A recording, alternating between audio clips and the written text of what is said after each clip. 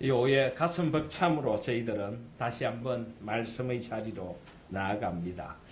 저는 지난 수요일부터 당분간 이렇게 특별한 어떤 헌신 예배나 그런 것들이 없는 날 또는 어떤 주제에 대한 설교가 없을 때 시편을 자주 좀 묵상을 하려고 합니다.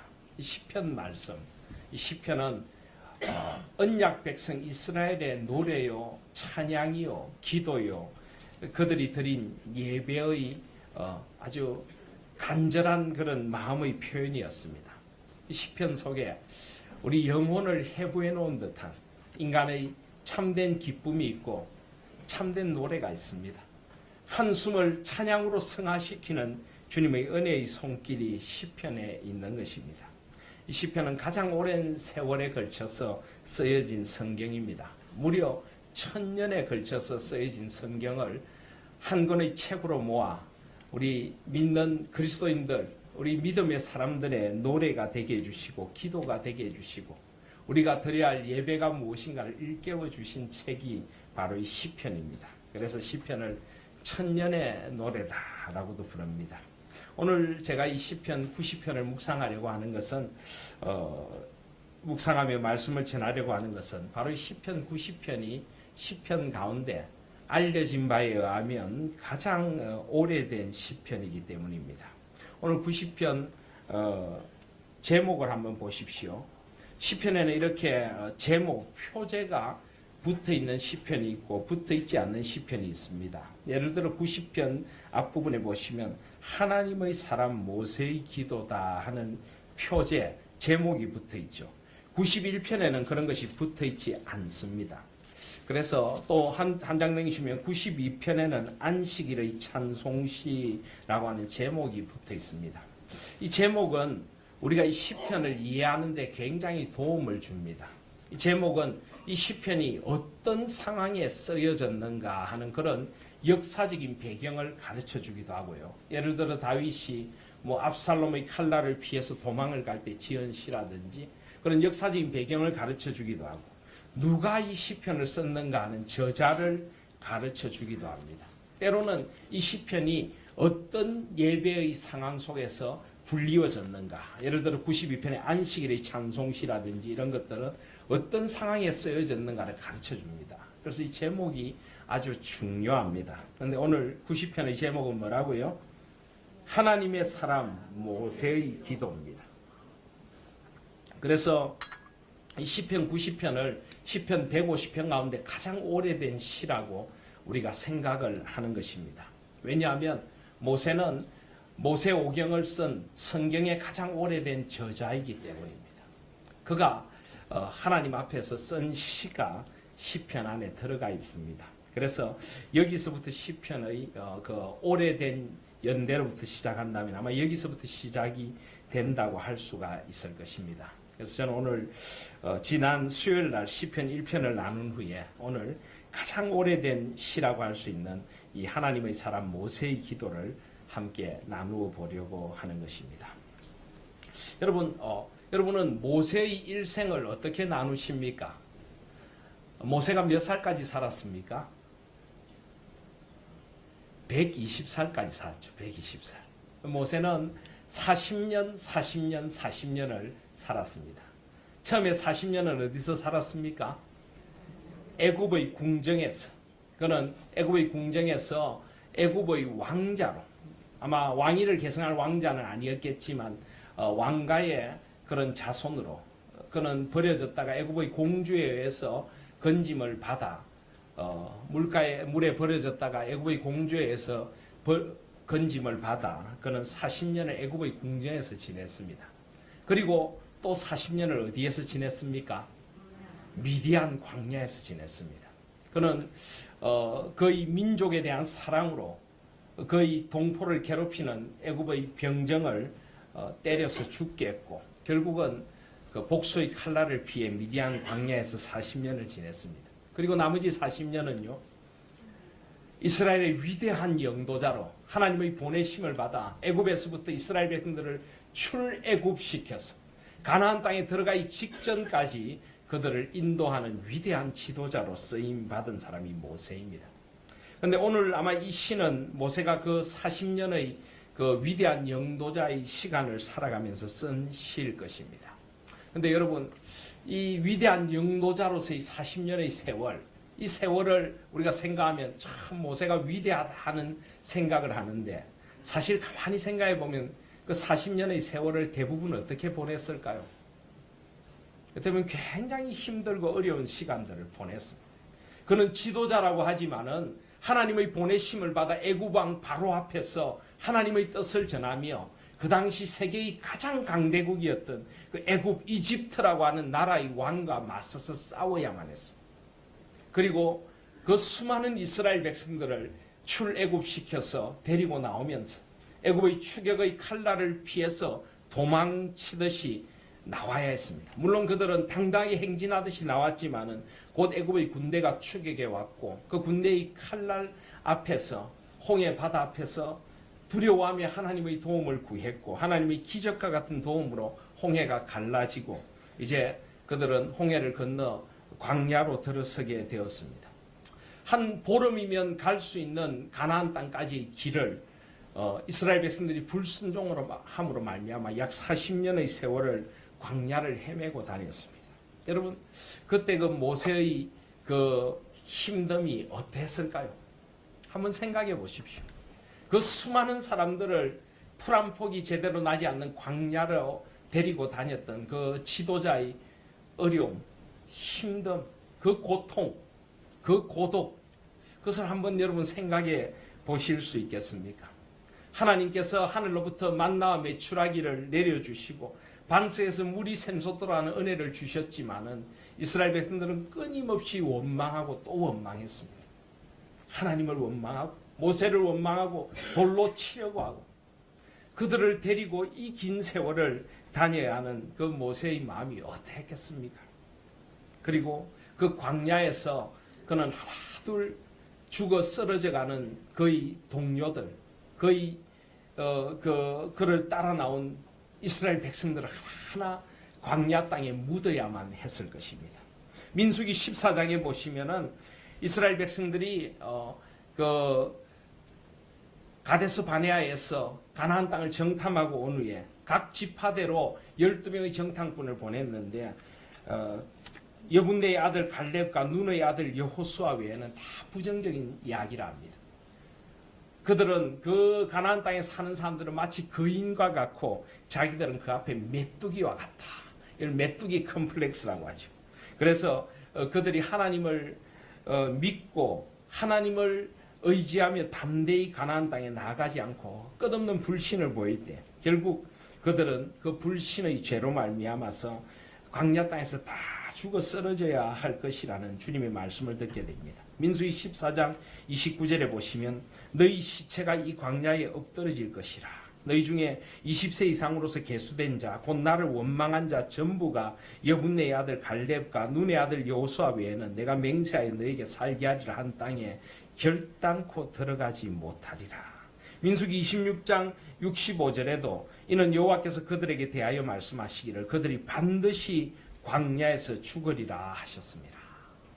그 광야에 하나둘 쓰러져가는 사람들을 보면서 그리고 그들의 시체를 그 광야 땅 메마른 사막에 묻으면서 모세는 무슨 생각을 했을까요? 모세는 삶이 무엇인가 하는 생각을 깊게 했을 것입니다. 바로 오늘 말씀이 그것을 우리에게 보여줍니다. 3절을 보시면 주께서 사람을 티끌로 돌아가게 하시고 말씀하시기를 너희 인생들은 돌아가라 하셨사오니 주의 목전에는 천년이 지나간 어제 같으며 밤의 한순간 같을 뿐임이니이다. 사람이 무엇이냐는 것입니다. 사람은 위대한 존재처럼 보입니다. 한 생을 살아가면서 그는 위대한 일을 계획하고 이루어 가기도 하고 위대한 꿈을 꾸기도 하고 가정을 이루고 사람들의 존경을 받기도 하고 때로는 어떤 어려움들을 돌파하면서 그의 삶을 통해서 많은 일들을 이루어가는 그런 존재처럼 보일 때가 있습니다. 그런데 또 한편으로 생각하면 인생은 잠깐 보이다가 없어지는 안개와 같은 존재이기도 한 것입니다. 결국은 다 티끌로 돌아갈 존재입니다. 주께서 사람을 티끌로 돌아가게 하시고 말씀하시기를 너희 인생들은 돌아가라 하셨사오니 주의 목전에는 천년이 지나간 어제 같으며 밤의 한순간 같을 뿐입니다. 우리가 천년을 산들 무엇하느냐는 것입니다. 결국은 다 돌아갈 인생 아니냐는 것입니다. 5절에 보시면 주께서 그들을 홍수처럼 썰어가시나이다. 그들은 잠깐 자는 것 같으며 아침에 돋는 풀 같으니이다. 6절에 풀은 아침에 꽃이 피어 자라다가 저녁에는 시들어 마르나이다. 시는 이렇게 이미지를 아주 많이 사용합니다. 이미지를 통해서 우리에게 하나의 또렷한 그림을 그려주는 그런 효과를 시는 가지고 있습니다. 여러분 여기서 마음속에 머릿속에 한번 이 그림을 그려보십시오. 푸른 아침에 꽃이 피어 자라다가 저녁에는 시들어 마르나이다. 하루길 인생, 아침에 피었다가 저녁에 사라지는 것 같은 인생, 그리고 홍수처럼 주께서 인생을 썰어가실 때 잠깐 자는 것 같은 인생, 아침에 돋는 풀 같은 그런 것이 인생이다라고 말씀합니다. 여러분 이것이 바로 인생입니다. 모세는 이 광야길을 걸으면서 인생이 무엇인가를 깊이 생각합니다. 하나둘 쓰러져서 죽음의 길을 떠나는 동료들을 바라보면서 그들의 시신을 그 사막 땅에 묻으면서 그는 지금 이 노래를 부르고 있는 것입니다. 그런데 여러분 지금 모세가 이렇게 인생의 허물을 강조하는 이유가 무엇일까요? 물론 이것은 죄악으로 말미암은 인간의 실존을 말하는 것이기도 합니다만 바로 그러하기에 우리는 영원하신 하나님을 바라봐야 한다는 것입니다. 인간은 유한한 존재입니다. 인간은 죽음에 이르는 존재입니다. 인간에게는 영원을 기대할 수가 없습니다. 인간은 대단한 것 같지만은 결국은 다 사라져갈 존재입니다. 그래서 그 어떤 인간도 우리가 절대적인 의지를 할 수는 없습니다. 그 어떤 인간도 다른 인간의 구원자가 될 수 없는 것입니다. 그래서 결국 인간의 연약함, 인간의 허물을 바라보는 것은 결국은 영원하신 주님께로 우리 눈을 돌리게 만드는 것입니다. 그래서 모세는 90편 1절에서 이렇게 이야기합니다. 주여 주는 대대 우리의 거처가 되셨나이다. 2절에 산이 생기기 전 땅과 세계도 주께서 조성하기 전 곧 영원부터 영원까지 주는 하나님이시니다. 하나님밖에 없다는 것입니다. 하나님밖에 없습니다. 이 허무한 인생을 넘어서서 우리를 영원에 잇대어 살아가게 해주시는 분은 하나님밖에 없습니다. 인생이 허무하다고 생각이 되십니까? 그렇다면 영원자이신 하나님을 만나실 수 있기를 바랍니다. 광야에서 저 산들을 보면서 저 산들은 영원한가? 아니야. 그 산들도 하나님께서 창조하신 것이 그 산 너머 땅과 세계도 주께서 조성하기 전 영원부터 계시는 그분만이 우리의 영원하신 하나님이십니다. 그래서 성경은 절대 인간의 허물을 그냥 허물로 끝내지 않습니다. 인간이 그냥 잠깐 피었다가 지고 사라지는 존재라고 성경은 결코 그렇게 결론 내리지 않습니다. 그것은 인간이 실존을 깨닫는 과정일 뿐이고 하나님께로 돌아가면 됩니다. 하나님께로 돌아가면 이 모든 허물을 넘어서는 영원한 그분의 손길이 우리를 기다리고 있습니다. 허무한 인생에 너무 집착하지 말라는 것입니다. 허무한 인생 때문에 너무 서글퍼할 필요도 없다는 것입니다. 인생은 그런 것이지만 하나님이 계십니다. 영원부터 영원까지, 영원부터 영원까지. 모세 선지자는 이 광야를 지나면서 결국은 인생의 그 허물을 넘어서 그들에게 다가오시는 창조주이시며 영원자이신 하나님을 만나고 있는 것입니다. 사랑하신 여러분, 그 하나님을 다시 바라볼 수 있는 이 한 해의 시작의 지점이 되시기를 바랍니다. 물론 우리는 1월을 거의 다 보내고 있지만 저희들은 또 음력설이라는 새로운 시간을 맞이합니다. 다시 한번 시간의 주인이 누구시며 우리 인생의 진정한 주인이 누구신가를 주님 앞에서 만나실 수 있는 저와 여러분들이 되시기를 바랍니다.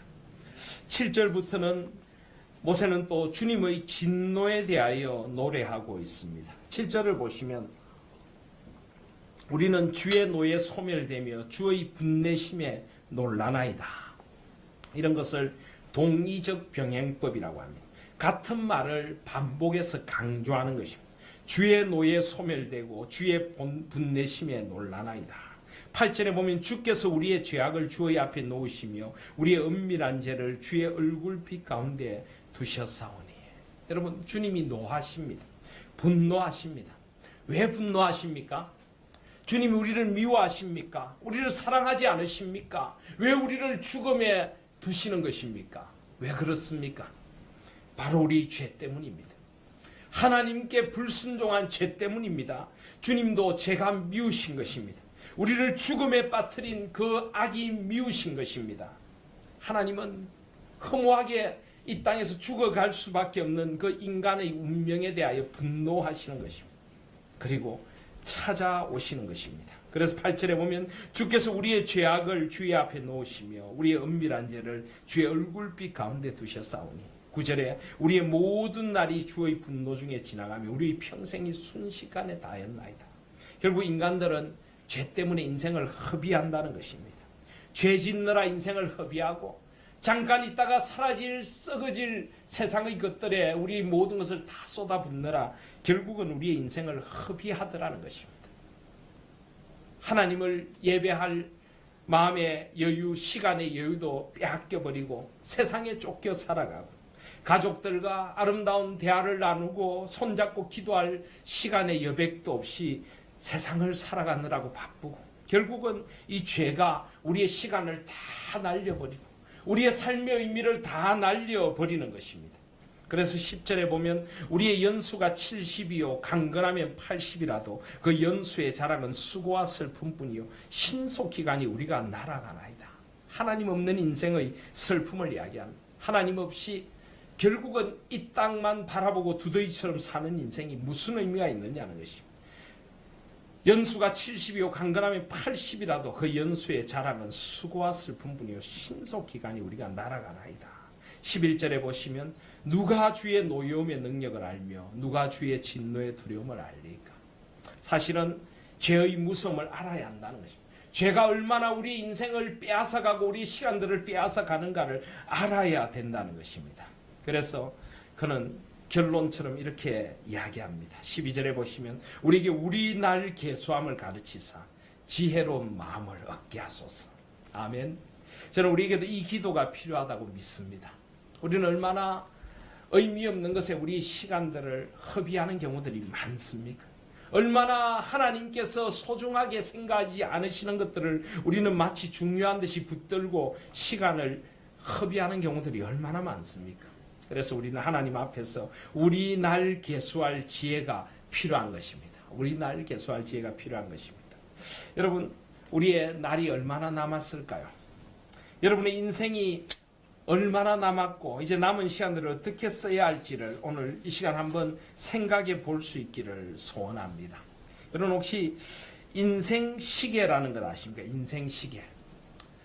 인생 시계라고 하는 것이 있는데 이것을 직접적으로 좀 소개한 그 책이 있죠. 서울대 교수인 김난도 교수라고 하는 사람이 아프니까 청춘이다 하는 책에서 인생 시계를 소개했습니다. 자기 교수 연구실에 시계가 하나 있는데 이 시계는 그냥 자연적으로 가는 게 아니라 자기가 손으로 돌려준다는 거죠. 그래서 이 24시간을 1440분을 가지고 80년, 자기가 80세를 산다면 80년으로 나누면 1년에 18분씩 진행이 된다고 합니다. 그러니까 만약에 20세라고 한다면 지금 인생 시계가 몇 시일까요? 오전 6시라고. 오전 6시. 여기 20세 계십니까? 아직 정말 많이 남았습니다. 오전 6시입니다. 밤 12시 자정까지. 40세라고 하면 오후 12시가 된다고 합니다. 그리고 60세가 되면 저녁 6시. 아직 6시간이 남아 있습니다. 70세가 되면 저녁 9시. 그리고 80세가 되면 이제 시간이 끝이 난다는 것이죠. 가만히 그렇게 인생 시계를 놓고 보면 시간이 제법 남았습니다. 그죠? 저녁에 한 7시쯤, 8시쯤 되면 아직 할 수 있는 일들이 많지 않습니까? 그리고 이 김난도 교수가 가정한 이 80세 인생이 지금은 훨씬 넘어서고 있습니다. 100세, 120세 인생을 바라보고 있습니다.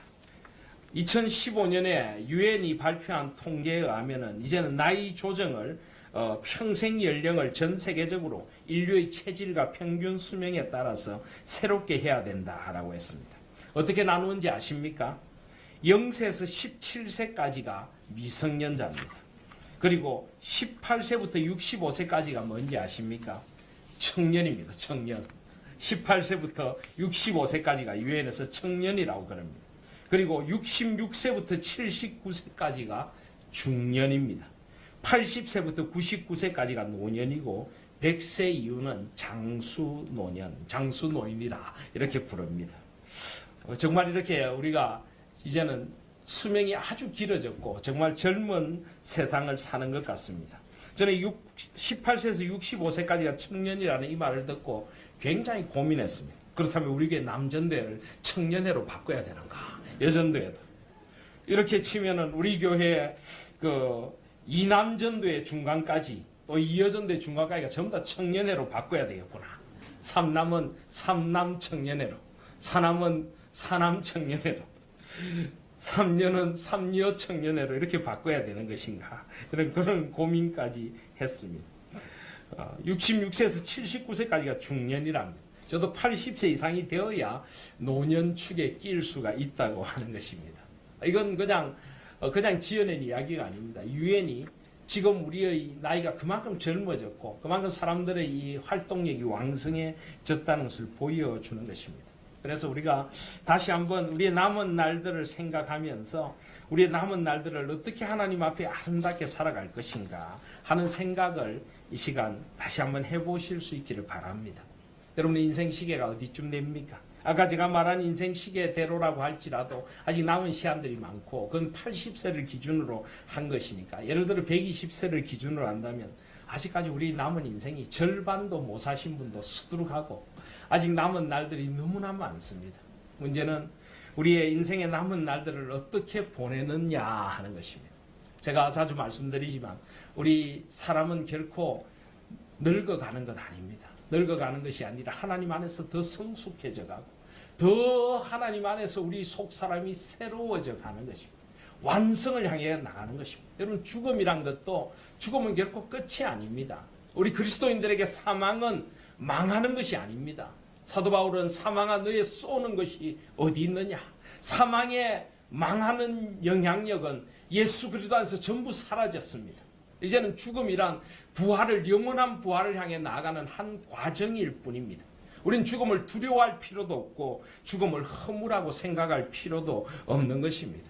지금 모세는 하나님 앞에서 허무한 인생을 노래하고 있지만은 이것은 하나님을 만나기 전의 인생이고 우리의 생명이신 예수 그리스도를 만난 이후에 우리 인생은 허무할 수 없는 것입니다. 하나님 안에서 우리의 죽음은 극복되었고 우리의 삶은 새로운 소망 가운데 영원을 향해 나아가고 있는 줄 믿습니다. 그래서 우리의 남은 날들을 정말 아름답게 살게 하여 주시옵소서. 우리에게 우리 날 계수함을 가르치사 지혜로운 마음을 얻게 하소서. 그렇지만 여전히 우리가 우리 인생을 어떻게 사느냐에 따라서 길이가 얼마냐 하는 것이 중요하지 않습니다. 얼마나 오래 사느냐 하는 것이 중요하지 않습니다. 여러분 예수님이 오래 사셨습니까? 예수님은 33년밖에는 살지 않으셨습니다. 그렇지만은 그런 인생의 구세주로서 하나님이 맡겨주신 모든 일들을 다 완수하고 다 이루었다. 우리도 그렇게 떠나가야 되지 않겠습니까? 아무리 우리가 오래 산들 못합니까? 하나님 앞에서 의미 있는 인생을 살아가야 합니다. 하나님 앞에 살아가야 하는 것입니다. 우리 날 계수함을 가르치사 지혜로운 마음을 얻게 하소서. 이제 이 한 해를 새롭게 또 시작하는 자리에 서서 다시 한번 우리의 남은 시간들을 계수할 지혜를 달라고 기도하실 수 있기를 바랍니다. 그렇다면 마지막으로 어떻게 지혜로운 인생을 살아갈 수 있습니까? 오늘 말씀은 한 5가지를 우리에게 가르쳐 줍니다. 무엇보다 첫 번째로 하나님 앞에서 살아가실 수 있기를 바랍니다. 13절에 보시면 여호와여 돌아오소서 언제까지니까 주의 종들을 불쌍히 여기소서. 모세는 지금 하나님께서 돌아와 달라고 기도합니다. 하나님이 언제 그들을 떠났습니까? 아닙니다. 하나님은 그들을 떠나신 적이 없지만은 그들의 마음이 하나님을 떠난 것입니다. 여호와여 돌아오소서 이 표현은 사실은 하나님 앞에 우리가 돌아가게 하여 주시옵소서. 그래야 주님의 은혜를 다시 한번 회복시켜 달라는 것입니다. 언제까지니까 주의 종들을 불쌍히 여기소서. 이 이스라엘 백성들, 하나님의 백성들을 불쌍히 여기셔서 이들에게 놀라운 은혜를 내려주시고 이들을 회복시켜 달라는 것입니다. 여러분, 우리 인생의 주인이 누구신가를 다시 한번 헤아려 아실 수 있는 저와 여러분들이 되시길 바랍니다. 우리 인생의 주인은 하나님이십니다.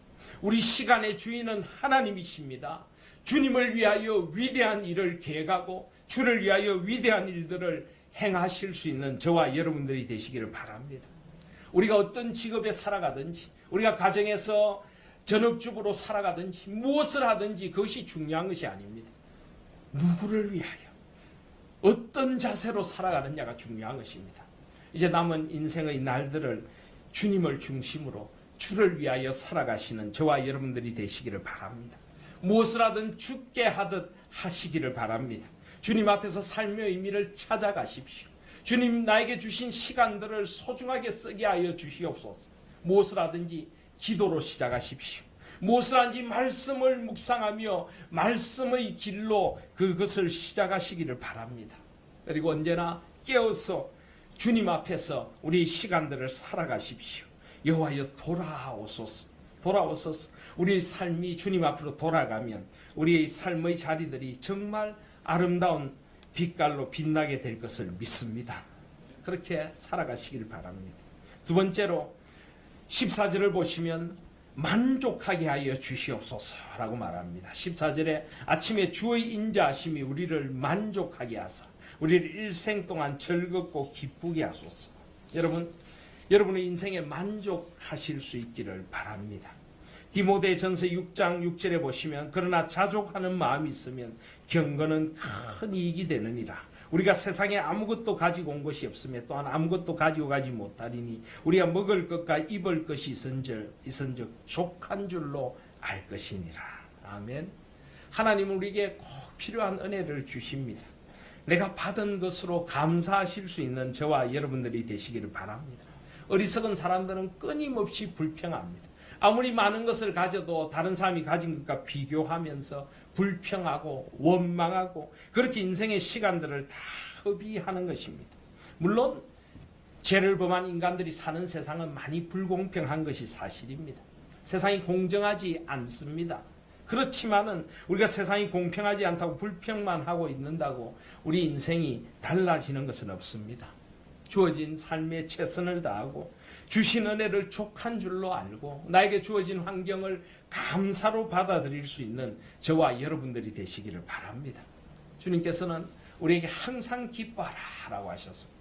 여러분, 우리가 어떻게 항상 기뻐할 수 있을까요? 범사에 감사하라 그랬습니다. 모든 것을 감사할 수 있을까요? 항상 기뻐하라, 범사에 감사하라는 것은 삶의 태도를 가리킵니다. 무슨 일을 만나든지 기쁨과 감사로 대하라는 것입니다. 그 일에 하나님의 뜻이 있다는 것입니다. 그 일이 설사 고난과 아픔의 일일지라도 하나님의 뜻이 그 안에 스며 있는 것입니다. 하나님의 뜻을 발견할 수 있는 사람은 고난과 아픔 가운데도 주님이 주시는 기쁨을 발견합니다. 고난과 아픔 가운데도 감사를 발견하게 될 줄 믿습니다. 주여 우리를 만족하게 하여 주시옵소서. 주님으로 만족하게 하여 주시옵소서. 특별히 14절에 보시면 아침에 주의 인자하심이 우리를 만족하게 하여 주시옵소서. 주의 인자하심. 이 인자하심이란 변하지 않는 사랑입니다. 끊임없이 또 찾아오시는 은혜의 사랑. 그것이 우리를 만족하게 합니다. 우리를 일생 동안 즐겁고 기뻐하게 하소서. 주님을 즐거워하고 주님을 기뻐하는 인생을 살아가시기를 바랍니다. 우리 남은 날수를 계산해보고 불평과 원망의 날들이 아니라 기쁨과 감사와 자족의 날들을 살아가실 수 있기를 바랍니다. 그래서 잠언 30장에 보면 아굴은 어떻게 기도했습니까? 내가 두 가지 일을 주께 구하였사오니 내가 죽기 전에 내게 거절하지 마시옵소서. 곧 헛된 것과 거짓말을 내게서 멀리하옵시며 나를 가난하게도 마옵시고 부하게도 마옵시고 오직 필요한 양식으로 나를 먹이시옵소서. 이 기도를 드릴 때 많은 사람들은 나를 가난하게도 마옵시고 여기에는 아멘 합니다. 부하게도 마옵시고 이것은 아주 작게 읽습니다. 여러분, 너무 부한 것도 저주가 될 수 있습니다. 오직 필요한 양식으로 나를 먹이시옵소서. 혹 내가 배불러서 하나님을 모른다, 여호와가 누구냐 할까 하오며, 혹 내가 가난하여 도둑질하고 내 하나님의 이름을 욕되게 할까 두려워함이니이다. 하나님을 욕되게 하지 않기 위하여, 내가 너무 배불러서 하나님 모르는 교만에 빠지지 않도록 나에게 일용할 양식을 주시옵소서. 그렇게 기도하는 것입니다. 주님의 은혜를 만족하며 살아가실 수 있기를 바랍니다. 그리고 15절을 보시면은 기쁘고 즐겁게 살아가게 해달라고 그는 기도합니다. 우리를 괴롭게 하신 날수대로와 우리가 화를 당한 연수대로 우리를 기쁘게 하소서. 그렇습니다. 주님은 신원해 주시는 하나님입니다. 우리 인생에 세상에서도 고진감래, 고통의 날이 지나면 웃을 날, 달콤한 날이 온다고 하는데, 그것은 사실은 성경적인 진리입니다. 하나님께서는 언제나 우리에게 고난만을 주시지 않습니다. 우리가 고난의 자리를 인내하며 주님의 진리의 길을 걸어가면 언젠가 반드시 웃을 날이 올 줄 믿습니다. 우리 하나님 교회가 진리의 길을 걸어가면 하나님께서 우리로 하여금 다시 크게 웃게 하실 날이 있게 해주실 줄 믿습니다. 주님이 역사의 주인이시기 때문입니다. 그래서 우리를 괴롭게 하신 날수대로, 우리가 하를 당한 연수대로 갚아주실 주님을 생각하며, 우리를 기쁘게 해주실 주님을 생각하며 주님을 기대하실 수 있는 저와 여러분들이 되시길 바랍니다. 고난의 시간에는 인내하고 소망하며 주님의 위로와 소망을 바라보며 성실하고 진지하게 삶의 자리들을 걸어가시면 반드시 주께서 모든 것이 합력하여 선을 이루게 해주실 날이 다가오게 될 것입니다. 그리고 우리는 유한한 존재이지만 주님 앞으로 돌아가겠지만 우리의 신앙은 계속하여 우리 다음 세대들에게 이어져 가야 합니다. 그래서 16절에 보시면 우리의 자손들을 주님께서 축복해 달라고 기도합니다. 16절에 주께서 행하신 일을 주의 종들에게 나타내시며 주의 영광을 그들의 자손에게 나타내소서. 그렇습니다. 우리 자녀들을 믿음으로 기르십시오. 우리의 자녀들에게 시간을 투자하실 수 있기를 바랍니다. 우리 자녀들과 신앙의 대화를 나누시고 함께 손잡고 기도하시고 그들에게 말씀을 가르치고 기도의 무릎을 가르쳐 주실 수 있기를 바랍니다. 그들에게 함께 주님을 찬양하는 기쁨을 물려주십시오.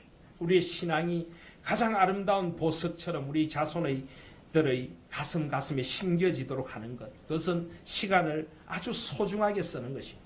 우리의 시간을 영원에 잇대어서 신앙의 유산으로 남기게 되는 것입니다. 그 아름다운 신앙의 유산을 포기하지 않으시는 저와 여러분들이 되시기를 바랍니다.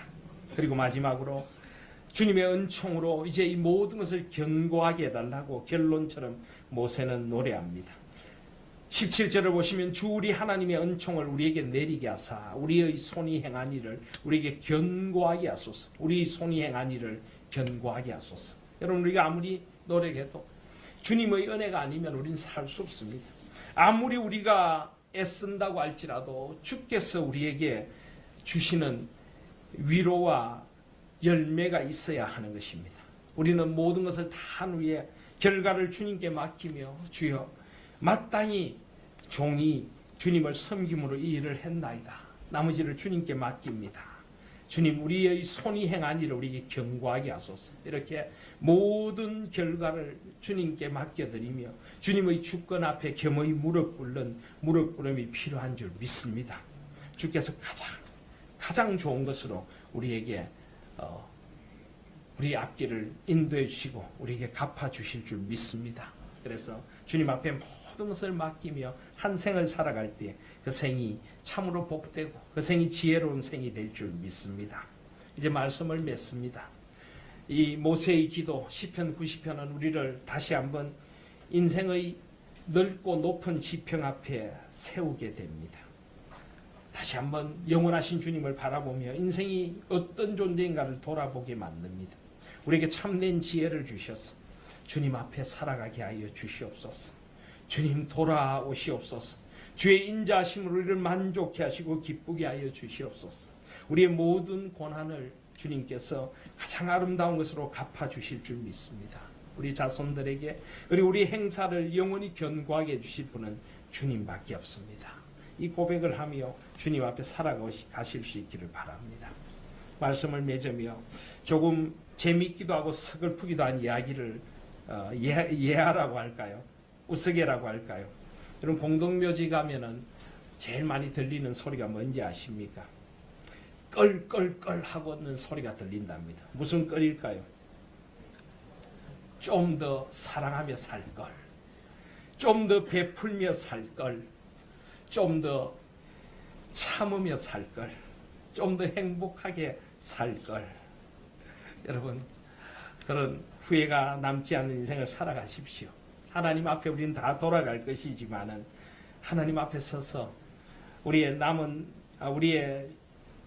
지나온 시간들을 돌아보며 후회로 서지 않고 하나님 앞에 기쁨과 감사로 설 수 있도록 이제 우리 날 계수할 지혜를 주시옵소서. 그리고 주님 앞에서 소중한 날들을 살아가서 주님께서 우리를 부르실 때 주님 생이 고마움이었습니다. 생이 고마우시겠습니다. 이 세상 소풍 잘 끝내고 주님 앞에 돌아갑니다. 그렇게 고백할 수 있는 저와 여러분들 되시기를 주님의 이름으로 축복드립니다.